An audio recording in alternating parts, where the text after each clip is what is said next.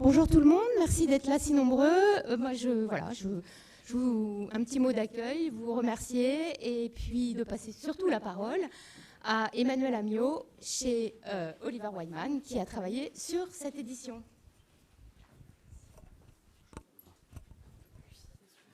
Merci beaucoup Hélène. Écoutez, je suis très content de vous retrouver, de retrouver autant de têtes connues. Merci à tous ceux qui ont participé pour, avec nous, élaborer ce 32e observatoire du SRI de l'UDECAM. Vous nous avez donné du temps d'entretien, vous nous avez donné des données. Comme vous le savez, comme toujours, on croise les données du SRI, les données de l'UDECAM, et puis aussi des données publiques qu'on croise. Et on ajuste aussi, si nécessaire, les données de 2023 en fonction pour prendre en compte les dernières publications des différents acteurs. Je m'appelle toujours Emmanuel. Maïté s'appelle toujours Maïté. Mon associé qui va présenter une grosse partie de la présentation. Comme d'habitude, j'oubliais qu'ensuite, à l'issue de notre intervention, Magali interviendra et Corinne interviendra aussi en conclusion.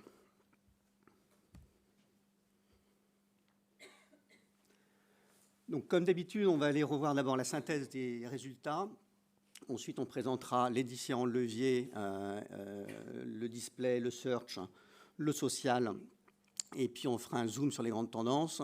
Et puis, on finira par des prévisions sur l'année 2024.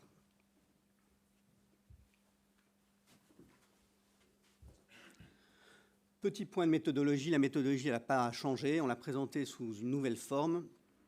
On est vraiment sur une vision sell-side du marché. Donc, on prend en compte les revenus des différents éditeurs et des médias, que ce soit des éditeurs de contenu, que ce soit les plateformes, que ce soit les retailers, les réseaux sociaux, les moteurs de recherche, etc.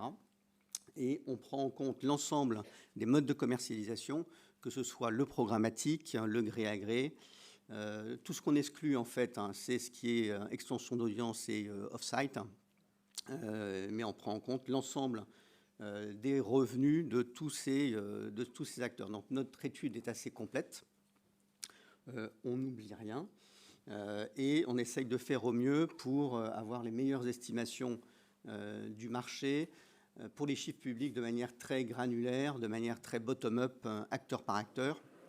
Vous comprendrez qu'on ne peut pas communiquer les chiffres des différents acteurs publiquement, mais tel qu'on fait le modèle, on a une vision très précise des chiffres de YouTube, de Meta, de Google, etc. Voilà. Donc on peut donner des indications, mais pas de chiffres précis. Ce qu'on voit, c'est qu'on franchit la barre des 5 milliards par semestre sur le marché. Donc c'est une très bonne croissance. On est cette année sur 14% de croissance. À vrai dire, c'est supérieur à ce qu'on pensait atteindre sur ce semestre. On voit qu'on avait au S1 2023 une croissance de 5%. On a eu un très bon S2 2023.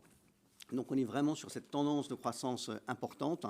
Et avec 14%, on voit qu'on est sur un marché ultra dynamique, malgré le contexte géopolitique, malgré le contexte économique aussi, qui est tendu pour les ménages. La consommation, en fait, reste très bonne et elle a généré dans tous les secteurs, mais en particulier sur l'automobile, sur hygiène beauté, grande distribution, une augmentation très importante des dépenses.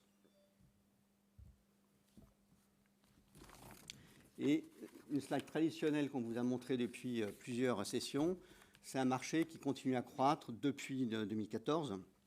Depuis les dernières années, on avait 12% de croissance par an. Donc quand on voit le 14% de ce semestre, c'est quand même un point de plus que le premier semestre des années précédentes. Donc on voit que la tendance est quand même très bonne. Et on remarque que depuis 2018, le marché a plus que doublé. Quand vous comparez le 2,4 milliards de la barre bleue en bas par rapport aux 5 milliards de ce semestre, on est sur un doublement de marché en quelques années. Donc c'est quand même un marché exceptionnel de manière macro. Ensuite, on va regarder les différents leviers et on va voir que c'est assez hétérogène d'un segment à l'autre. ce qu'on voit, c'est que le social et le display tirent l'essentiel de la croissance. Mais si on les reprend un par un, le search, avec 11% de croissance, diminue d'un point sa part de marché. Vous voyez passer de 46 à 45%. Donc, il reste une dynamique du search qui est portée par la recherche du ROI. Une dynamique du search aussi portée par la long tail. De plus en plus d'annonceurs, de petits annonceurs utilisent le search, et portée aussi par le retail search. On y viendra plus en détail tout à l'heure. Le deuxième levier, c'est le social. Progression quand même assez incroyable de 25% sur le social, et qui gagne 3 points de part de marché d'une année à l'autre sur un semestre.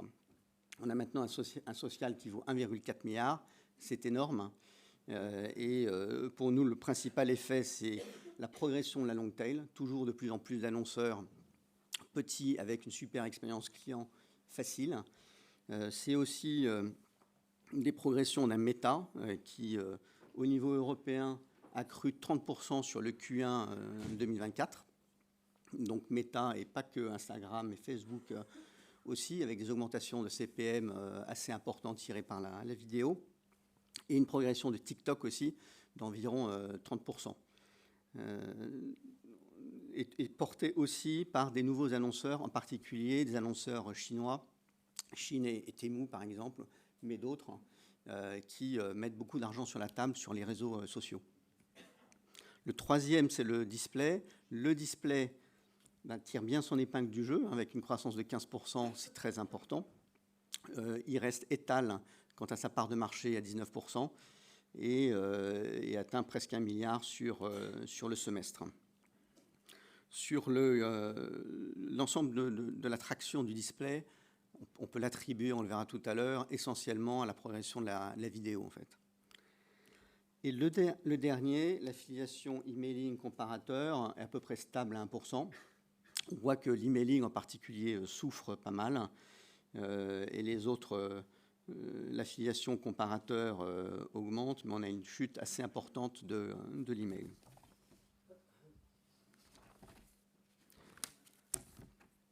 Ensuite, on a essayé, comme la dernière fois, de sortir le retail média as such, en tant que tel, pour voir quel impact il a sur les autres leviers. Et c'est assez flagrant que le retail média, si on prend search et display, qu'on additionne les deux, a une croissance de 18%, donc très bonne, par rapport à un search hors retail qui tombe à 8% de croissance.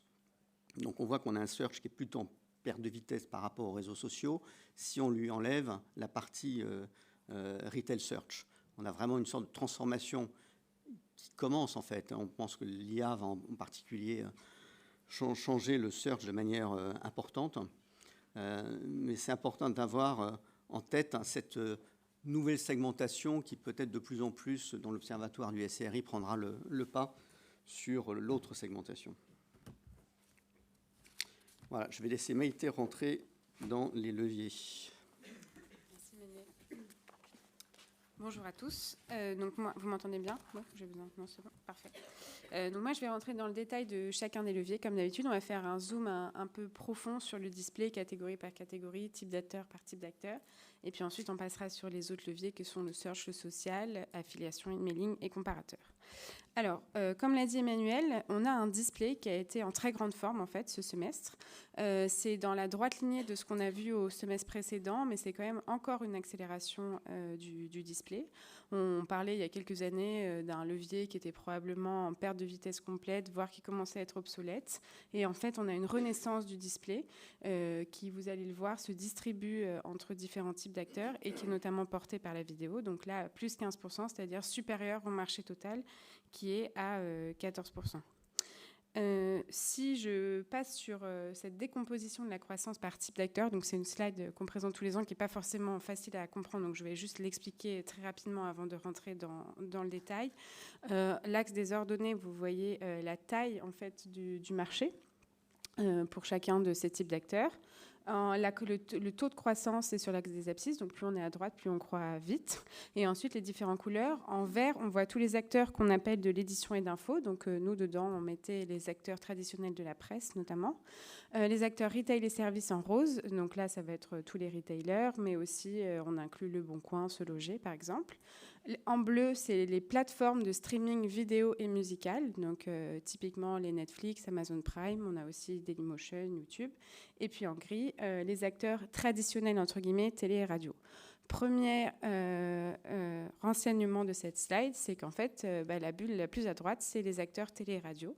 Donc on a eu des acteurs traditionnels, broadcasters et radio qui ont cru extrêmement vite, bien plus vite que le reste du marché sur ce display. Ça a été porté par deux types de tendances, et puis on reviendra dans le détail un peu plus tard, notamment l'essor de la Connected TV, qui commence à devenir un point focal des campagnes pour les annonceurs, et puis les radios qui ont vu un semestre extrêmement dynamique, notamment avec un report d'investissement de la fin des prospectus boîte aux lettres. Ensuite, si je fais par ordre décroissant, on est les acteurs streaming, vidéo et musical. Donc ça, on est habitué à avoir une très forte croissance. On a YouTube qui a bien redémarré, en fait. Il y a quelques années, on discutait d'un ralentissement de YouTube. Là, on a un redémarrage. Donc il y a une multiplication des écrans pubs, aussi une augmentation des CPM et un retour des audiences. Et puis, on a aussi d'autres plateformes qui se sont ouvertes. On connaît l'histoire, mais Netflix, Disney+, Amazon Prime Video et Dailymotion qui retrouvent des couleurs. Les acteurs retail et services continuent à croître, mais comme on le verra plus tard, c'est vraiment le search qui porte la croissance de ces acteurs. Donc là, on est plutôt sur une croissance très modérée. Qui n'inclut pas, comme le disait Emmanuel dans la méthodologie, l'off-site, l'extension d'audience, qui, elles, pour le coup, sont beaucoup plus dynamiques que ce que nous, on peut afficher ici, qui est juste du display classique on-site. Et puis après, les acteurs de l'édition et d'info. On avait déjà fait un focus spécifique il y a 6 mois sur ce sujet, puisque ce sont des acteurs qui voient un ralentissement en fait, de leurs investissements display. Qui s'est un peu atténué par rapport au semestre précédent, mais qui continue à être réel. Donc, si on regarde un peu l'évolution de cette croissance, donc il y a 3 barres par type d'acteur. La plus claire, tout à gauche, c'était la croissance entre 2021 et 2022, puis 2022-2023, et puis la barre bleu foncé, c'est ce qu'on regarde juste pour ce semestre. Vous voyez, donc, on a eu une accélération pour tous les acteurs qui sont traditionnellement des acteurs de la vidéo et de l'audio. Donc plateforme de streaming vidéo et musicale, et puis la télé et radio. On a eu un ralentissement très fort pour les acteurs retail et services, qui démontre surtout en fait un ralentissement complet du display classique, puisque ces acteurs font beaucoup moins de vidéos et qui ont trouvé des relais de croissance dans le search et dans l'extension d'audience. Et puis les acteurs de l'édition et l'info, on est sur un semestre qui est quand même meilleur que ce qu'on avait pu voir au semestre précédent, mais qui reste sur une décroissance des revenus publicitaires sur le display.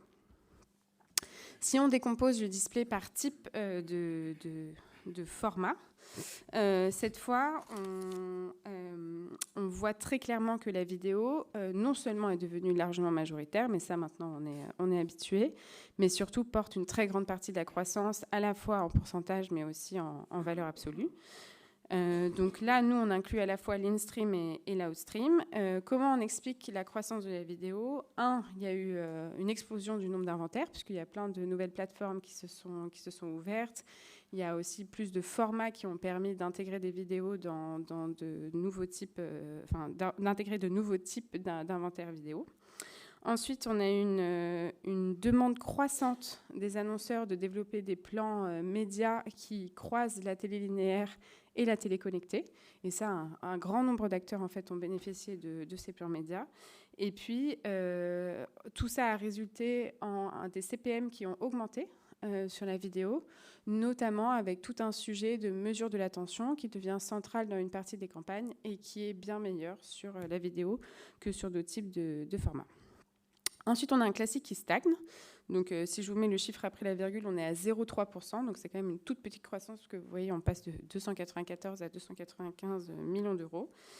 Et on voit donc la part relative du classique qui baisse à 31% quand elle était à 36% il y a un an.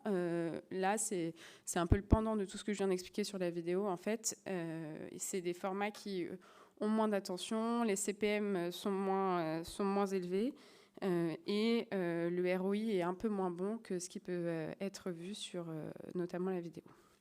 Les ops se sont très bien portés à ce semestre. Donc, c'est un levier qui a moins, on va dire, de logique historique. On a des semestres, ça se porte très bien, puis il y a des semestres où il ne se passe plus rien, et puis après, ça repart, etc.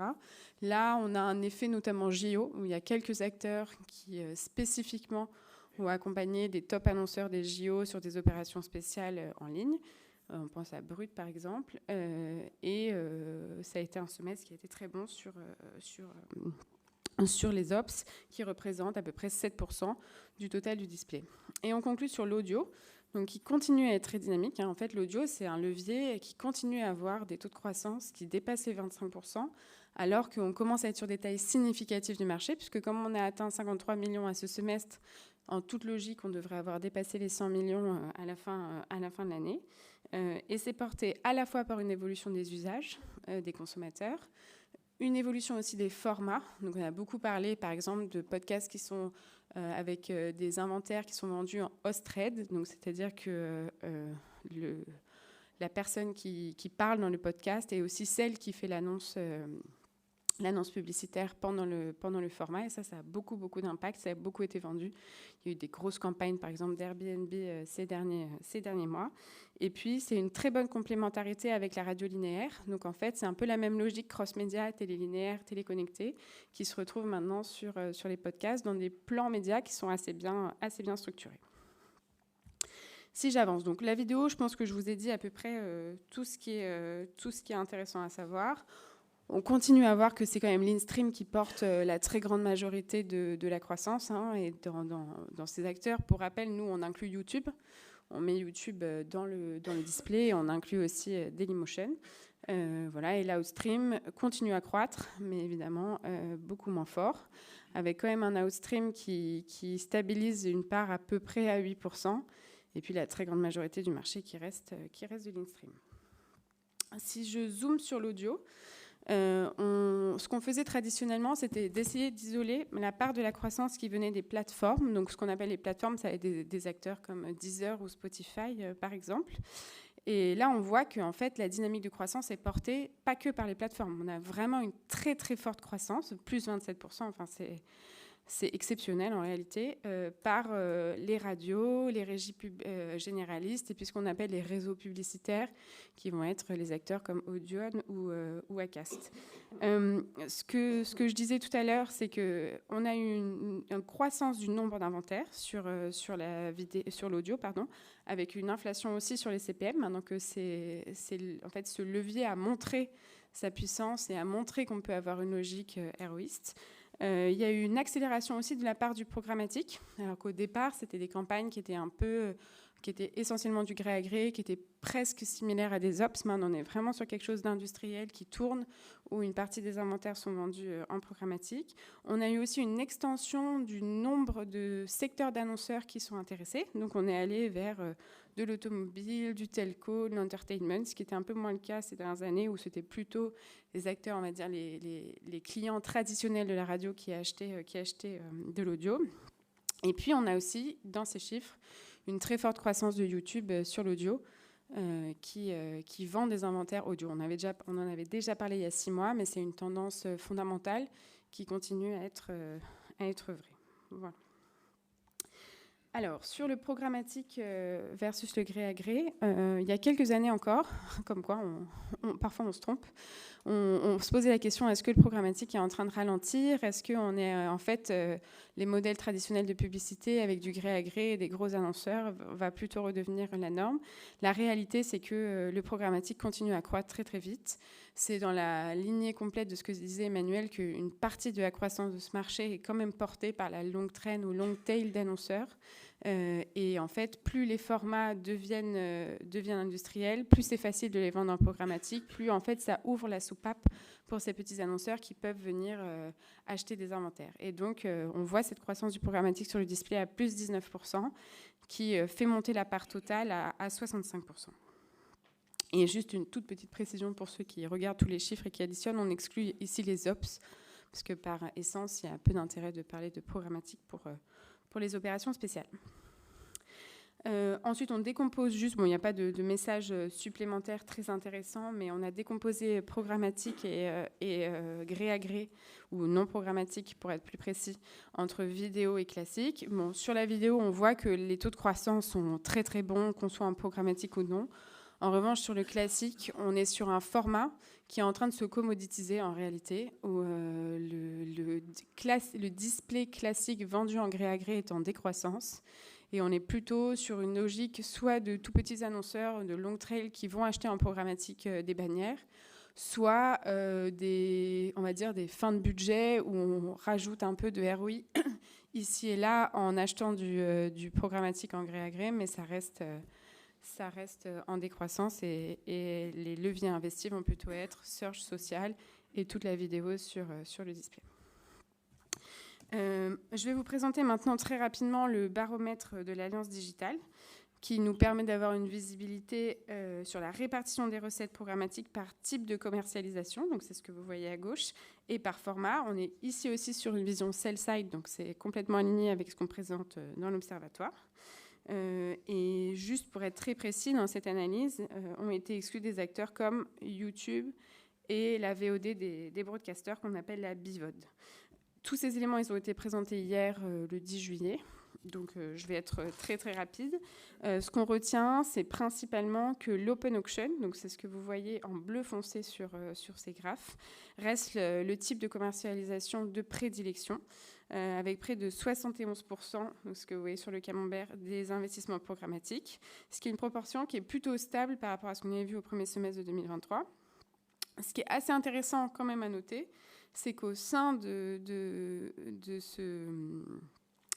open auction, la part des basiques open auction diminue pour passer de 69 à 67%, quand la part des curated marketplace passe cette fois de 2 à 4%. Donc 4%, ça reste quand même petit. On reste quand même sur une grosse masse du marché qui est en basique, mais on a ce transfert qui est en train de s'établir. Le display et le natif, donc c'est les deux barres tout à droite que vous voyez. Donc, si on regarde la typologie de programmatique par format, sont toujours largement commercialisés en open auction avec 81 et 89% respectivement. Voilà. Et l'audio, c'est quasiment exclusivement vendu en deal. Donc, ce que je vous disais, on est quand même sur un marché qui commence à être en programmatique, l'audio, mais qui est moins mature que le display classique et donc avec beaucoup de deals. Voilà pour le display. Je vous propose de passer aux autres leviers de ce marché, que sont le search, le social, l'affiliation, l'emailing et les comparateurs. Donc, si on commence par le search, évidemment, il a l'air moins dynamique à 11%. On est quand même dans un marché qui est un peu un marché de luxe, parce qu'il ne reste pas beaucoup de marchés dans le contexte macroéconomique actuel, où tous les semestres, on se demande si 9% de croissance, c'est bien ou pas. Enfin, on est un marché qui croît extrêmement vite. 11% de croissance pour un marché qui a dépassé les 2 milliards sur un semestre l'année dernière, ça reste des volumes phénoménaux. Si on décompose un peu la croissance du search, qui maintenant a atteint 2 milliards 242 millions, on se rend compte qu'en fait, l'essentielle majorité de la croissance est portée aujourd'hui par le retail search. Donc, c'est les chiffres qu'Emmanuel vous présentait au tout début en introduction.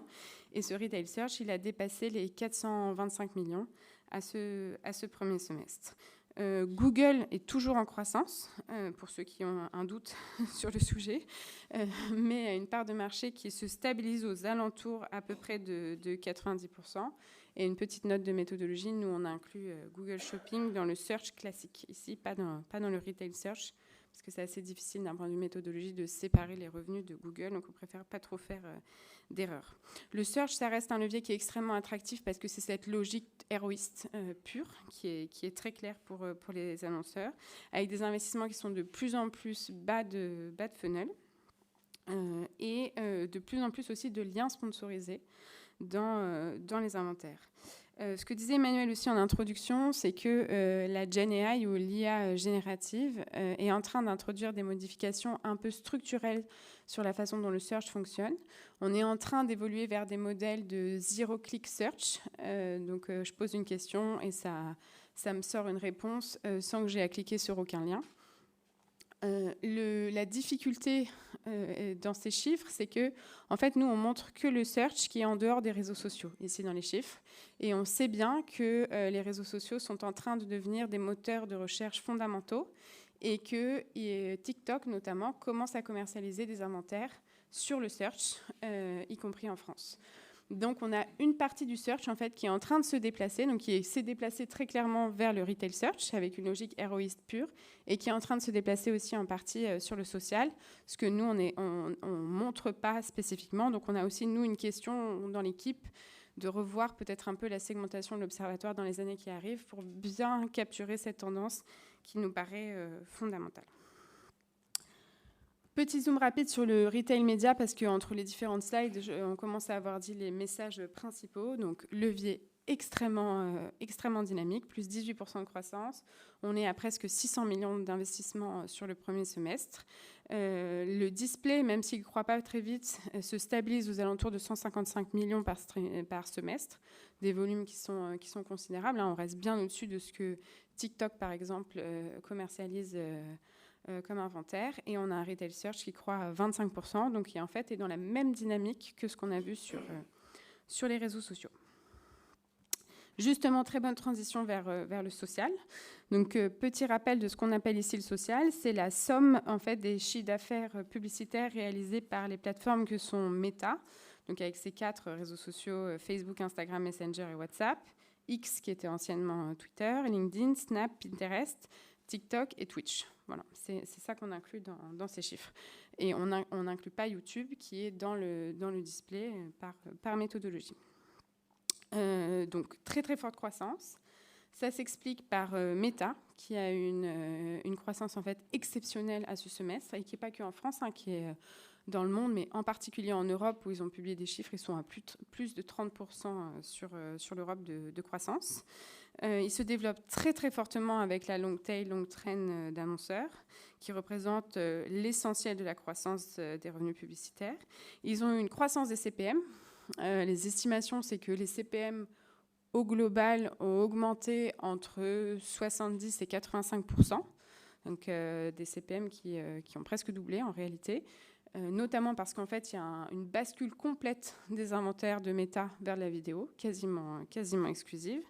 Et puis, et Magali vous redira un petit mot dessus, ils ont bénéficié de nouveaux annonceurs, on dit internationaux, mais en réalité en grande partie chinois, qui traitent en direct et qui ont investi des montants considérables, considéraux, j'ai inventé un mot, c'était pour voir si tout le monde m'écoutait toujours, qui étaient des montants considérables, notamment sur Insta, dans l'ordre, donc Insta, Facebook et ensuite TikTok. Voilà, donc ça fait la transition vers TikTok qui continue à croître très fortement, qui est un modèle qui commence à s'industrialiser, qui fait du programmatique et qui commence à vendre des inventaires en search. Et puis après, on a Snap qui, même si c'est largement concurrencé par TikTok, continue à être un réseau important en France. Et dans nos chiffres, c'est le 3e plus gros réseau social en termes de volume d'affaires et d'inventaire. Et je vais conclure cette partie avec les leviers d'affiliation, d'emailing et de comparateurs qui ont stabilisé à peu près, donc plus 1% de croissance, leur performance sur ce semestre. On voit un peu de divergence entre les différents leviers. Donc l'affiliation, ça continue à être un levier qui marche très bien, qui a une croissance à 4% et qui a été porté aussi par l'arrivée de nouveaux annonceurs. On a les comparateurs qui font 1% de croissance, la mise en place du DMA, ça a quand même généré un peu d'attentisme sur ce levier. Et puis après, on a l'emailing qui continue à être en baisse, à l'exception du sous-segment des newsletters qui, lui, a cru de 7%, mais qui pèse encore un poids relativement faible dans le total du segment. Et c'est quand même segment, l'emailing, qui souffre de pas mal d'incertitudes, notamment la condamnation de Canal+ par la CNIL il y a quelques mois, fait en fait douter une grande partie des annonceurs sur la valeur de ce levier. Alors, comme d'habitude, on a décidé de mettre le zoom sur 2 sujets que je vais vous présenter très rapidement avant de donner la parole à Emmanuel pour conclure cet observatoire. Le premier sujet dont on voulait vous parler, c'est la vidéo. Donc, on en a beaucoup parlé. C'est ce qui porte l'essentiel de la croissance en fait, du marché quand on exclut le search, puisque toute la croissance du display est portée par la vidéo et l'audio, et toute la croissance du social, en réalité, est portée par la vidéo. Donc, on s'est dit, faisons un point de vue un peu holistique sur la vidéo.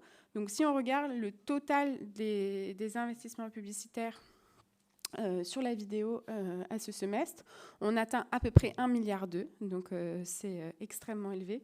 Ça dépasse une partie... Non, j'allais dire un chiffre, mais je n'ai pas le droit. Donc, ça dépasse un des plus gros acteurs qu'on a sur le marché. Et le social représente 55% de ces investissements. C'est un marché qui croît extrêmement vite. C'est 1,2 milliard, c'est à peu près un quart du marché total aujourd'hui.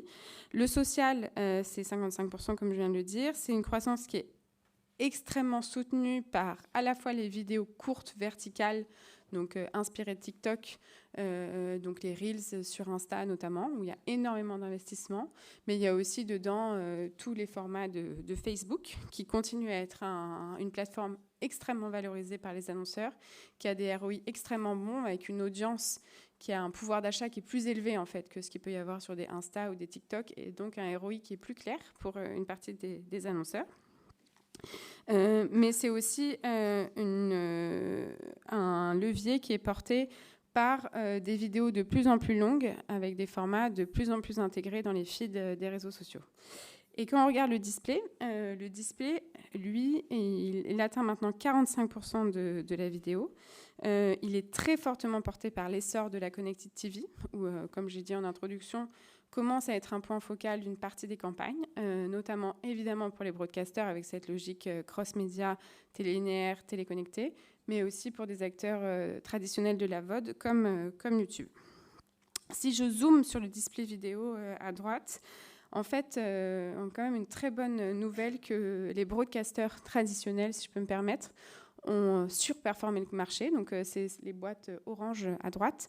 On a vu une croissance de ces acteurs de plus 31%. Donc là, on retrouve TF1, M6, France Télé et ceux qu'on connaît. Là-dedans, il y a la télé connectée qui porte une grande partie de la croissance. Et puis, il y a eu le lancement des plateformes, TF1+, M6+, si je les mets dans l'ordre chronologique, qui continuent à porter une partie fondamentale des investissements. Et dans une moindre mesure en valeur absolue, mais quand même importante en croissance, il y a la télé segmentée qui est incluse dans ces chiffres. Et enfin, si je zoome sur la VOD, c'est un segment qui est extrêmement dynamique, essentiellement porté par YouTube et qui continue à avoir des taux de croissance supérieurs à 20%. Le dernier sujet peut-être, ce sont les publishers. Donc c'est cette partie jaune qui atteint 13% du marché.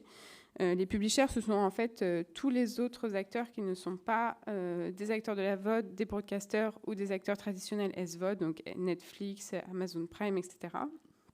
Les publishers ont très bien bénéficié de la croissance de l'audio. On a juste un petit commentaire. Il y a l'IAB qui est en train de revoir la catégorisation des typologies de vidéos. Et il faut qu'on fasse attention à ce que ça ne dévalorise pas une partie des inventaires commercialisés par les publishers. Et je les ai presque oubliés parce qu'ils sont un peu petits encore, mais il reste les plateformes quand même. On a vu l'arrivée de Amazon Prime Video ce semestre, qui a extrêmement bien performé, qui commercialise en gré à gré, ce que ne faisait pas Netflix, et donc qui crée une vraie concurrence en fait aux offres des broadcasters. Dernier petit sujet, parce que c'est difficile quand même de ne pas en parler. On voulait vous faire un petit zoom sur l'IA générative. On s'est dit plutôt que de vous faire une petite explication de ce que c'est et un peu de façon générale ce que ça peut apporter. On a choisi 3 exemples concrets d'utilisation aujourd'hui de l'IA générative dans le marché de la publicité digitale. Le premier, c'est la création de campagnes radio multilocales. Donc là, dans ce cas, ce que peut faire l'IA générative, c'est reconstituer la voix d'un ou plusieurs comédiens pour automatiser la création de parties de spots audio. Donc ça, c'est plutôt que dire retrouvez-nous dans votre Leclerc de, je ne sais pas où, Aix-les-Bains par exemple. Je ne sais pas s'il y a un Leclerc Aix-les-Bains, mais on ne sait jamais. Et que ce soit un comédien qui doive enregistrer l'intégralité des voix, ça, l'IA générative peut le faire. Évidemment, il y a des petits sujets de droit et juridique, mais ce n'est pas très compliqué à régler. Et pareil pour tous les podcasts qui sont host-read. Et l'impact, c'est vraiment une réduction immédiate des coûts avec des campagnes beaucoup plus multilocales et beaucoup plus précises. Ensuite, il y a une question de brand safety sur le contenu vidéo. Il y a des inventaires qui, de facto, sont exclus de la commercialisation parce qu'ils incluent des termes, par exemple, qui ne sont pas considérés comme pouvant être pubables. Un exemple qu'on a, c'est par exemple to shoot en anglais, donc je vais shooter, je vais te shooter, par exemple, c'est exclu des inventaires, alors qu'en fait, c'est utilisé dans le basket. Et donc, avec l'IA générative, on peut très facilement identifier ces inventaires parce que dans un contexte où il y a d'autres termes qui nous font dire qu'en fait c'est du basket et pas quelqu'un qui cherche à tuer quelqu'un d'autre, on peut rendre les inventaires commercialisables. Et là, donc, ça nous permet d'avoir un ciblage beaucoup plus fin des contenus, au-delà de cet exemple un peu anecdotique du basket, et d'ouvrir à la monétisation du contenu qui jusqu'à présent ne l'était pas. Et enfin, le dernier exemple qu'on voulait vous donner, c'est le shopping search par l'intégration du GenAI. On a déjà un peu parlé, mais globalement, on est en train de faire évoluer le search vers quelque chose de beaucoup plus intuitif, beaucoup plus conversationnel et où il n'y a plus aucun clic. Et là, l'idée, c'est de pouvoir très simplement synthétiser et comparer des produits et donc faire ressortir, c'est la nouvelle étape du comparateur. Et ça, en fait, grâce au GenAI, on peut adapter complètement les contenus pour que ce soit beaucoup plus natif et mettre mieux en avant les différents contenus qu'on cherche à pousser. Et juste, on parle bien ici de GenAI. Évidemment que tout le secteur de la publicité, depuis des années, a inclus des leviers et une optimisation de l'intelligence artificielle, machine learning, etc., un peu plus traditionnelle. Là, on essayait de se concentrer sur les choses que le GenAI et les large language models, en particulier tels que ChatGPT, peuvent apporter demain ou commencent, comme ces exemples, à apporter dès aujourd'hui. Voilà. Merci beaucoup. J'en ai fini avec les détails et on peut conclure sur... Merci.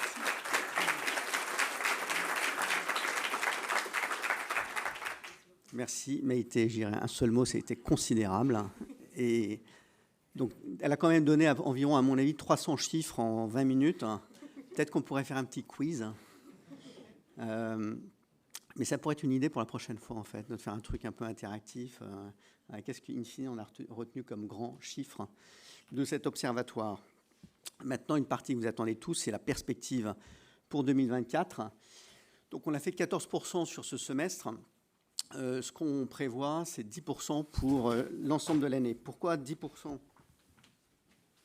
sur l'ensemble de l'année? D'abord, on a regardé les différentes études. Il y a quand même pas mal de sources. On a regardé sur les différents pays européens, France, Allemagne, Royaume-Uni, Italie, Espagne. On a regardé aussi les États-Unis. Quand vous voyez le graphe sur la France à gauche, vous voyez que les études, elles oscillent entre 6% à 16%. On a beaucoup d'amplitude, on a cette moyenne de 11,7% pour l'ensemble de l'année. On voit, nous, on a un modèle pour faire nos prévisions. On voit dans ce modèle que c'est assez corrélé avec le PIB français. On a un PIB attendu sur l'année 2024 de 0,8%. C'est quand même assez faible. Et on est dans un contexte géopolitique et même politique pour la France où il y a énormément d'incertitudes. Donc on est quand même assez prudent. Vous avez peut-être vu juste hier la publication de la Banque de France sur le critère d'incertitude de l'économie. On est revenu à des niveaux d'incertitude de l'année 2022. Et donc on prend en compte ces niveaux d'incertitude dans nos prévisions. Donc au global, on sera à peu près à 10%, en restant prudent, bien entendu, et ça nous mènerait à une année 2024 à 10 milliards, au-delà de 10 milliards d'euros. Donc, ce qui est dans la continuité de 12% de croissance par an depuis 2018. Et ça reste un excellent marché. Bien sûr, il y a des phénomènes toujours d'un semestre à l'autre beaucoup plus volatiles que cette courbe-là. Mais arriver à un marché de 10 milliards lorsqu'on était à 3 milliards en 2014 reste un excellent marché. Ensuite, donc, je vous disais qu'il y a cette corrélation au PIB importante. Je pense que je vais rien rajouter sur les raisons pour lesquelles on a tempéré la croissance du S2. Je les ai toutes dites. La diminution en plus des prévisions de PIB, parce qu'auparavant on avait une prévision de 0,9, on tombe à 0,8, et ça impacte bien en fait le prochain semestre. Il y a quand même des éléments positifs, structurels, qu'il faut continuer à avoir en tête malgré les fluctuations et les incertitudes économiques. On a toujours ce transfert de budget vers la pub digitale. On a toujours cette appétence pour les nouveaux leviers de retail search en particulier, sur la TV connectée aussi, la vidéo. Voilà, tout ça sont des... Et puis le mobile avec les réseaux sociaux. Tout ça, c'est des tendances structurelles qui vont continuer à driver le marché de manière positive. On a aussi à prendre en compte, comme bonne nouvelle, le ralentissement de l'inflation. On a une diminution de l'inflation assez importante. On sera à 2,5% sur l'année 2024 versus 5,7% en 2023. Donc voilà, quand on pondère les éléments positifs avec les éléments d'incertitude, c'est aujourd'hui une prévision plutôt bas de fourchette qu'on donne pour l'année 2024, avec donc un deuxième semestre qui serait plutôt aux alentours de 7%. Okay. Quelques analyses aussi additionnelles toujours intéressantes, c'est quelle est la part des acteurs européens par rapport aux acteurs non européens.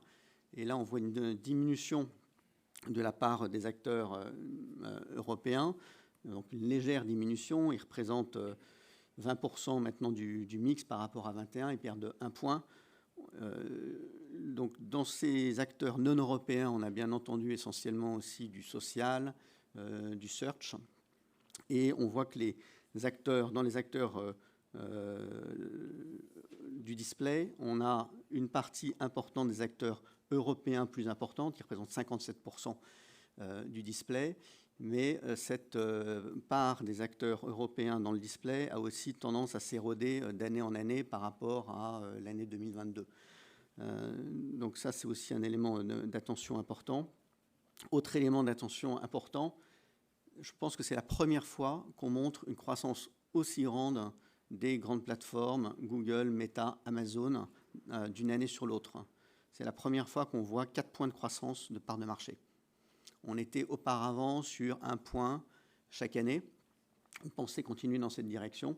Et donc ça, c'est tout à fait remarquable et aussi inquiétant de voir qu'on atteint maintenant 71% de part du marché, ce qui réduit la part des non-GMA à 29%. Vous voyez que les taux de croissance sont ultra différents entre les GMA à 20% versus 3% pour les autres.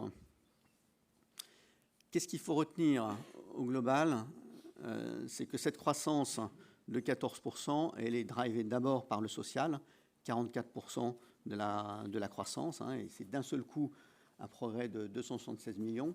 C'est ensuite le search, avec 135 millions, ça fait à peu près 22%.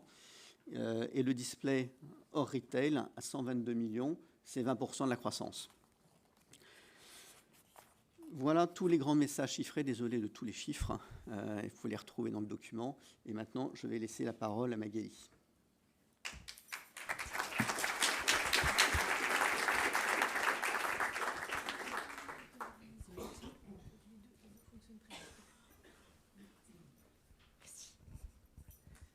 Lequel? Ça va être en double, c'est ça? Ah ben, j'ai perdu mon texte.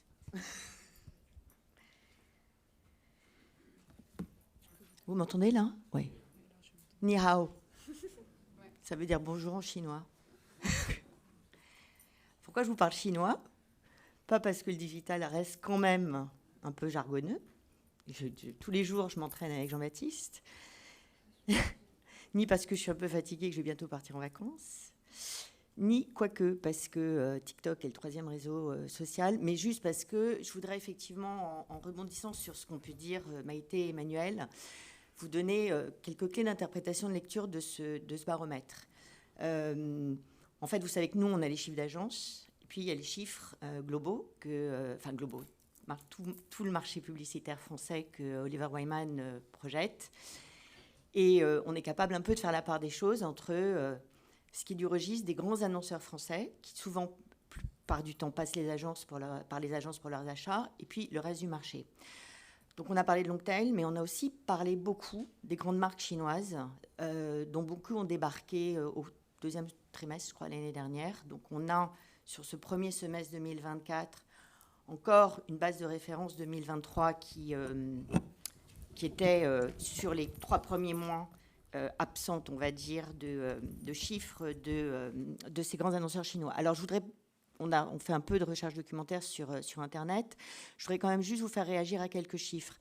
En fait, le Wall Street Journal, en mars ou avril de cette année, a publié un chiffre sur Temu qui aurait investi plus de 2 milliards de dollars l'année dernière chez Meta.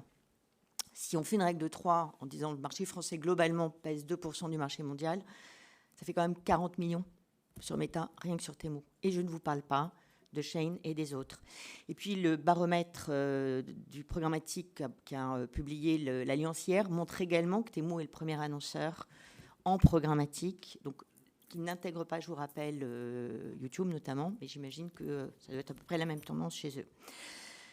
À côté de ça, nous, on a des annonceurs qui arrivent à une certaine maturité digitale, avec donc pour le coup, quelques tendances un poil moins marquées que celles que le baromètre consolidé de l'ensemble du marché peut présenter.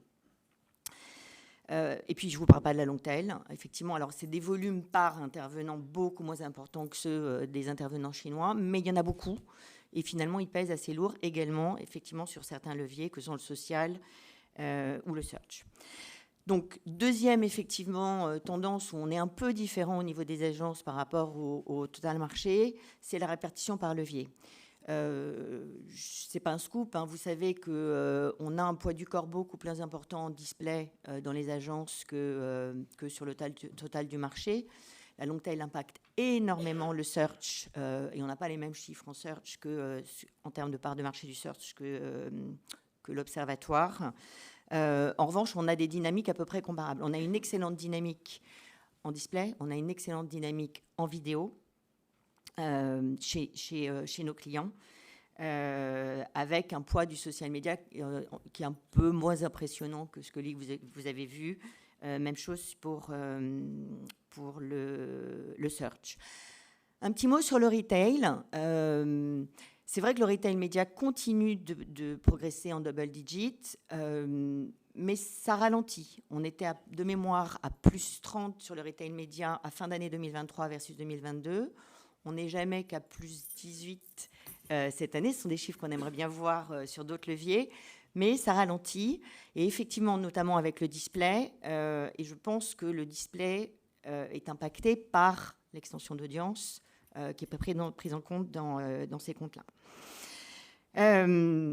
Alors, les buzzwords de cette année, moi j'ai redémarré en décembre, donc j'ai commencé à travailler sur des sujets pour les agences en janvier qui tournaient beaucoup effectivement autour de cross-média, de la CTV, de la vidéo. Les sunlights ont été beaucoup mis sur les lancements de TF1+, M6+, et sur la montée en puissance des plateformes de SVOD.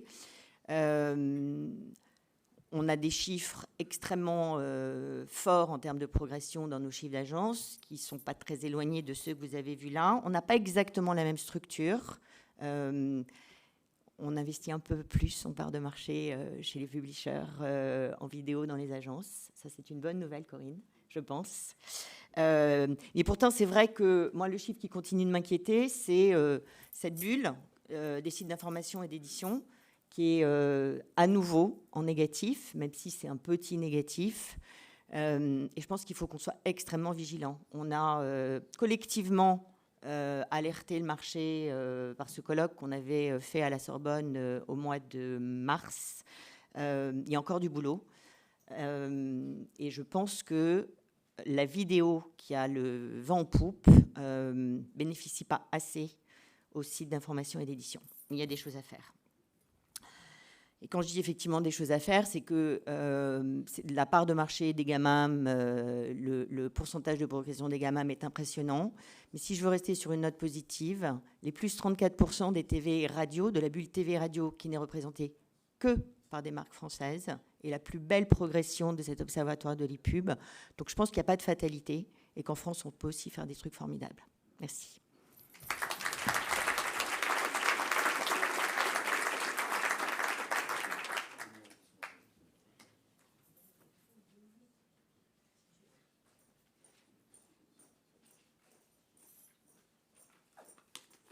Moi, je suis beaucoup plus petite, donc je baisse le micro, voilà.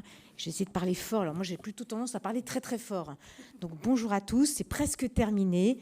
Bon, d'abord, je voulais remercier évidemment Magali, avec laquelle on a travaillé sur la conclusion que je vais partager avec vous, et puis évidemment nos camarades, donc Emmanuel et Maïté, pour la clarté de la présentation et des résultats qui ont été faits. Je vais donner aucun chiffre, donc je vais essayer de me tenir à cet engagement-là. En 2 phrases, si on devait conclure, avant de passer à l'action, cette présentation de ce matin, on dirait qu'on peut vraiment, vraiment se féliciter de la croissance retrouvée du marché de la pub digitale, mais on peut aussi regretter, et ça a été très bien dit, l'hétérogénéité des résultats suivant les acteurs. Alors, plutôt que de passer son temps à regretter en vain, là, l'idée, peut-être, pour cette conclusion, c'est de continuer et de faire en sorte de se mobiliser pour nous mettre en mouvement avec l'ensemble des acteurs, des parties prenantes, donc avec l'ensemble des interpros, avec l'ensemble des régies, tous médias confondus, avec les annonceurs, avec les agences médias, pour réunir les conditions d'une croissance qui soit plus vertueuse, plus harmonieuse, via des chantiers très concrets, des plans d'action très tangibles. Et c'est vrai, et je crois que ça résonne aussi avec l'actualité politique, hein, tu l'as un petit peu dit, c'est l'union, c'est la concertation, c'est la solidarité qui nous permettront de s'inscrire dans quelque chose qui soit plus vertueux dans les années qui viennent. Donc c'est du côté des solutions et des actions extrêmement précises qu'on pourra produire cette croissance qui soit pérenne, et que la condition nécessaire pour mettre en œuvre, d'abord pour penser ces actions et ces solutions, c'est le collectif. Donc le collectif, c'est vraiment le mot-clé. Alors, je vais essayer de partager avec vous 3 chantiers très concrets qui, du point de vue du SRI, pourraient très concrètement permettre de faire avancer le Schmilblick. Le premier chantier, et je vais complètement prolonger ce que tu disais, puisqu'on en a parlé ensemble, Magali, ce que tu viens de dire, c'est vraiment d'essayer de quantifier réellement les forces en présence pour réduire les asymétries entre les acteurs globaux et les acteurs locaux, entre les plateformes et les producteurs de contenu. Alors, on le voit, et tu l'as dit, Magali, il y a des signaux qui commencent à indiquer que les lignes bougent très clairement. Le sujet, c'est d'objectiver en fait cet infléchissement. Donc, un des enjeux pour le SRI, c'est d'affiner les métriques pour mieux appréhender les acteurs en présence et évaluer ce sur quoi collectivement on peut influer. Ça veut dire très concrètement isoler d'un côté l'effet long-tail, tu l'as dit, des plus petits annonceurs qui ont recours aux plateformes parce que l'accès y est simplifié, économique et direct. Isoler aussi la part des investissements des nouveaux annonceurs digitaux étrangers tels que Temu, Shein, qui contribuent notablement à accroître ce déséquilibre pour se concentrer, pour avoir plus de lisibilité. De l'autre côté, pour mesurer la contribution en fait réelle du top 200 des annonceurs français et objectiver leur remobilisation en faveur des sites producteurs de contenu. Premier chantier. Deuxième chantier, et là c'est vraiment c'est récurrent, mais je crois que c'est vraiment important, c'est réaffirmer fortement la fonction et l'utilité de la publicité, notamment auprès des pouvoirs publics. Rappeler que la publicité est autant contributive que transformative. Alors, c'est évident, je crois qu'on le voit tous les jours, le pub bashing peut très clairement conduire à une réglementation qui serait contre-productive pour toutes les parties prenantes. Donc sensibiliser les pouvoirs publics, c'est important, c'est nécessaire, c'est clé. Alors ça a commencé à être fait, hein. Il y a eu vraiment une participation active des uns et des autres aux États généraux de l'information. Et d'ailleurs, on peut saluer le fait que l'accueil a été très bon. Alors maintenant, les états généraux de l'information, compte tenu de l'actualité politique, ont été suspendus, sont en stand-by, mais évidemment qu'ils sont susceptibles de reprendre et que c'est très important de se dire qu'on a franchi une étape notable puisque en participant aux états généraux de l'information, on a cranté la question, on s'est positionné sur le sujet des modèles économiques, sur le sujet de financement des grands médias qui produisent du contenu à haute valeur. Il me semble aussi, sur cette question de l'utilité de la publicité, qu'il est important aussi de changer notre façon collective de penser la publicité, de la raconter avec un même discours socle. La publicité contribue au changement de comportement, la publicité impulse de nouveaux imaginaires. Alors, on est très nombreux dans cette salle, on est assez nombreux dans cette salle. On prend beaucoup les uns et les autres la parole dans des newsletters, dans la presse B2B, dans des panels. C'est important qu'on puisse adopter cette grammaire commune parce qu'on le sait, la force du nombre et la pédagogie de la répétition auront de l'impact. Et enfin, sur cette notion d'utilité de la pub, il y a le sujet majeur, et on en a parlé aussi beaucoup avec Magali, de la formation et de l'accompagnement dans les montées en compétences des experts. Et ça, on ne pourra le faire, on ne peut le faire que main dans la main avec l'UDECAM, avec l'UDM, avec toutes les interpros. Et le sujet, c'est vraiment de réfléchir ensemble aux bons véhicules, aux bons interlocuteurs et aux bons outils. Le troisième et dernier chantier du point de vue du SRI, c'est d'inscrire définitivement le choix média des entreprises dans la politique de responsabilité des annonceurs et des entreprises. L'alignement entre les discours RSE et les choix médias des entreprises est clé. Et clairement, définitivement, le média planning, c'est l'expression d'un engagement citoyen et responsable. Alors pour cela, on a évidemment besoin d'abord d'indicateurs partagés, de mesures communes. La mesure de l'empreinte carbone des campagnes s'impose. Le Global Media Sustainability Framework, qui a été annoncé par GARM et Ad-Net Zero il y a quelques jours, quelques semaines au Cannes Lions, en est une illustration. Et d'ailleurs, on peut saluer le fait qu'il y a une forte inspiration de ce qui a été fait par le marché français. Il nous faut également des outils pour objectiver les engagements et les trajectoires de progrès des régies. Et ça, c'est l'essence même du SDAT, du Sustainable Digital Trust du SRI. Donc, valoriser toutes les transitions des régies en faveur d'une publicité qui soit digitale, d'une publicité digitale qui soit responsable. Et là, on peut saluer les 18 régies Est du SRI qui déjà ont rejoint cette initiative et se sont engagées à publier des résultats pour évaluer leur degré d'investissement et pour s'inscrire dans cette courbe d'amélioration. Donc là, le sujet, c'est de persévérer et de massifier. Et enfin, le dernier point, c'est vraiment de revaloriser les circuits courts. On en a parlé aussi, notamment avec Jean-Luc Chétry de l'UDM. Réduire les intermédiaires, remettre la relation régie, agence, annonceur au cœur des échanges, c'est essentiel. Ce sont les fondamentaux de nos métiers. Investir sur des univers connus, maîtriser la relation, optimiser les coûts, gagner en transparence et en traçabilité. Voilà. Pour se mettre en mouvement et passer à l'action, on peut aussi se réjouir des autres chantiers qui sont en cours, parce que là, j'ai parlé des chantiers côté SRI, mais il y a d'autres chantiers qui sont en cours, qui sont initiés par toutes les instances, par l'ACPM, par le SNPTV, par le SRP, il y a toute la liste alphabétique, donc tous ceux que je n'ai pas cités, mais qui sont aussi en train de travailler sur des chantiers qui sont extrêmement importants. Je vais en citer quelques-uns. La démonstration de l'efficacité de la puissance de nos médias versus les plateformes, c'est un sujet important. La plateformisation de l'achat pour simplifier et fluidifier les échanges, c'est évidemment éminemment important. La mesure de l'attention, etc., etc. Tous ces chantiers, ce sont des chantiers collectifs, utiles pour l'ensemble de l'écosystème. Voilà. Dernier mot en conclusion. On a vraiment la conviction, et on se l'est vraiment répété avec les uns et les autres avant avec Stéphane aussi tout à l'heure, avant de démarrer. Il est temps d'ouvrir un nouveau chapitre pour notre marché qui soit plus équilibré, plus vertueux, plus pérenne. Et ça ne pourra se faire que de façon collective. Et donc, j'ai envie de terminer par cette petite citation de Mark Twain, très jolie, je trouve, et qui disait... Tout le monde savait que c'était impossible à faire. Puis un jour, quelqu'un est arrivé qui ne le savait pas et il l'a fait. Merci.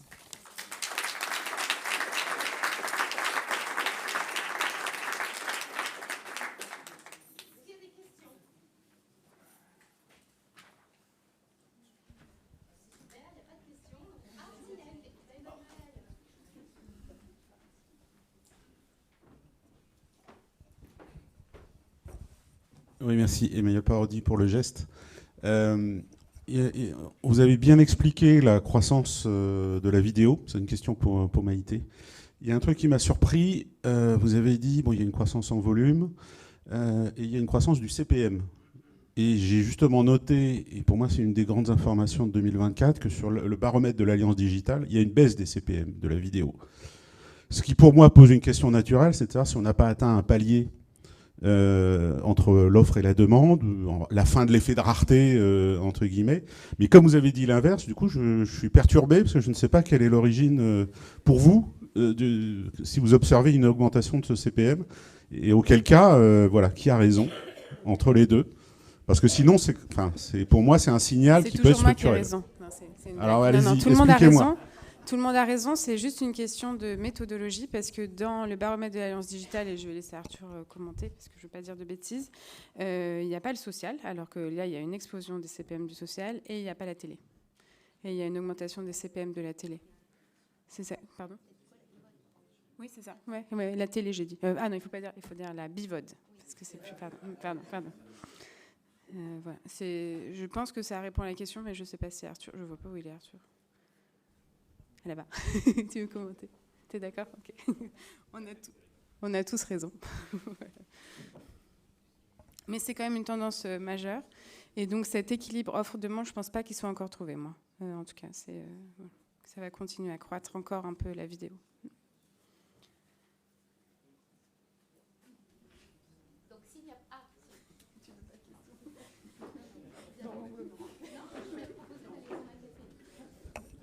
Isabelle Argy, Le Bon Coin. Nous, on a une question sur la stabilité des chiffres du classique display, donc hors vidéo, hors retail. Ça nous surprend. Ça nous surprend parce qu'on n'est pas, on est un acteur du classique display. On ne vient pas sur Le Bon Coin à regarder des vidéos de chatons. Hein. Donc, c'est un sujet qu'on connaît bien. Le retail média, c'est un sujet auquel on s'attache aussi. Et ce n'est pas ce qu'on observe, nous, dans notre quotidien. Alors, on est peut-être plus mauvais que les autres, mais on est surpris. Alors, nous, juste pour la méthodologie, on met tout le Bon Coin dans retail. Donc, peut-être que ça fait une différence. Après, on a vu pas mal de variabilité entre acteurs. Et on a vu, je ne peux pas dire beaucoup plus qu'on a vu pas mal de variabilité entre acteurs. Et on sait que les acteurs du SRI sont à peu près dans la lignée de ce qu'on voit, peut-être un peu moins. Et voilà, je ne peux pas dire grand-chose de plus. Je n'ai pas de tendance fondamentale qui expliquerait. Oui, c'est ça. Peut-être un peu plus de prise en compte du natif dans nos chiffres que peut-être dans les vôtres. Voilà. En fait, on est surpris aussi, finalement, de la croissance... modéré finalement du display retail. Retail, ouais. Voilà, on aurait. Alors sur le nous, ce qu'on observe en tout cas, entre le retail média et le display classique, une plus forte augmentation côté retail média, plus forte et de la baisse côté display classique en retail. Oui, alors là, on a énormément discuté de ce chiffre pour tout vous avouer dans la préparation de l'observatoire, spécifiquement le retail, le display retail. Il y a deux choses pour nous qui expliquent qu'on le met à, je crois que c'est 1%, ce qui n'est pas forcément ce que tout le monde voit dans ces chiffres et dans la réalité. Première chose, c'est que Amazon, Amazon a énormément de poids dans tout ça, donc, et Amazon est plutôt sur quelque chose de flat, qui croît un petit peu, mais qui n'est pas... mais Amazon, on est d'accord, c'est du retail média. Oui, je parle du retail display, le 1% du retail display, oui, complètement, qui n'est pas la même chose que le 1% du retail, du display hors retail. Et la deuxième chose, c'est qu'on ne compte pas du tout l'extension d'audience. Et beaucoup d'acteurs avec lesquels on s'est entretenu ont vu une grande partie de la croissance du retail display venir de l'extension d'audience. Voilà. C'était la deuxième partie de la question, effectivement. Exactement, ça c'est nos deux effets, donc Amazon plus l'exclusion du off-site sur le retail. Voilà. Mais on s'est beaucoup posé la question parce qu'on ne voulait pas que ce qui ressort de cet observatoire, ce soit que le retail n'est plus dynamique. Ce n'est pas vrai. Voilà. C'est juste aussi et que le classique display soit toujours en croissance, ce qui n'est pas le cas. Pour le coup, le classique display, nous, on pense qu'il est toujours encore un peu en croissance. Voilà. Il est à 0. Il est à 0,3. Voilà. Voilà. Et tu veux poser la deuxième question? Non, mais c'est juste parce qu'en fait, le programmatique par l'Alliance digitale est à -1. C'est ça. Et ici, il est à plus 7% sur le display classique. C'est toujours une question de périmètre, ouais. Oui, mais en fait, c'est même terme, différents périmètres. Donc il va falloir qu'il y ait un vrai alignement. Non, mais ça, je suis d'accord. Parce que nous, on s'aligne plus, on peut travailler sur ça. Les communications, les relations investisseurs, ça a un impact. Complètement. Donc il va falloir faire preuve de rigueur sur la terminologie et le périmètre sur chacune des termes, parce que ça a un impact. Ok, avec plaisir pour l'année prochaine, dans 6 mois, être sûr qu'on est bien clair dans nos communications sur ce qui est inclus ou pas de chaque côté. Voilà. Ouais, je suis d'accord. Je veux bien qu'on s'aligne avec Arthur. Un mot, s'il vous plaît, pour prolonger et être sûr de bien comprendre sur le retail média. Ouais. Donc, ce qui est fait en extension d'audience est comptabilisé avec les sites sur lesquels le message est publié. C'est exactement ça. Ok. Ouais. Et concernant Amazon, donc il y a la partie Amazon Shopper et il y a la partie Prime Video. Du coup, vous comptabilisez comment Alors, Amazon, nous, ici, c'est la somme de Prime Video, Retail et Search. Sans l'extension d'audience, toujours pareil. Et Prime Video, on le met dans ce qu'on a appelé SVOD, donc les subscribers VOD, quoi. Voilà. D'accord, donc ce qui est potentiellement réalisé sur Prime Video, enfin en utilisant de la data shopper, machin, etc. Là, vous le comptez pas dans du retail, vous le comptez dans du display. C'est un très bon point. Ouais, complètement. On l'a mis complètement dans la vidéo display et pas dans le retail. Complètement. Ouais.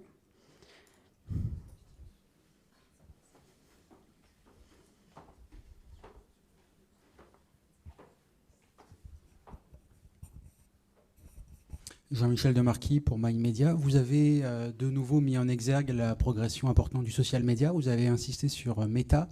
Est-ce que vous pouvez préciser autant que possible la dynamique de TikTok ? Oui, alors j'ai une feuille de... Donc, je vais donner aucun chiffre parce que c'est pas le sujet de cet observatoire. Mais on estime que TikTok est toujours à des niveaux de croissance qui dépassent les 35%. C'est tout ce que je peux dire. Isolé, pour la prochaine édition, les acteurs chinois, on a vu Magali Florence qui a fait un écho aussi là-dessus. Est-ce que c'est quelque chose d'envisageable et de pertinent ? L'écho de Magali, c'est la demande. Donc nous, on ne montre pas la demande ici, on montre vraiment l'offre. Et en tant qu'acteur chinois structurel, il n'y a que TikTok et on ne veut pas montrer d'acteurs individuels. Donc on n'isolera pas TikTok. Voilà. On s'est posé la question à un moment, est-ce qu'on crée un GMAT où on met TikTok avec, et on s'est dit que c'était pas tout à fait pertinent parce qu'après il y a des questions pourquoi on mettrait pas Snap par exemple, qui est quand même un acteur américain. Voilà. Peut-être que dans quelques années, quand les volumes de TikTok sont suffisamment conséquents, parce que ça croît très vite, hein. Enfin, un deuxième chiffre que je peux vous donner, c'est qu'on est sûr qu'ils vont dépasser les 150 millions cette année. Donc ça commence à être vraiment significatif. À la fin de l'année. À la fin de l'année, ouais. Voilà, j'adore les chiffres.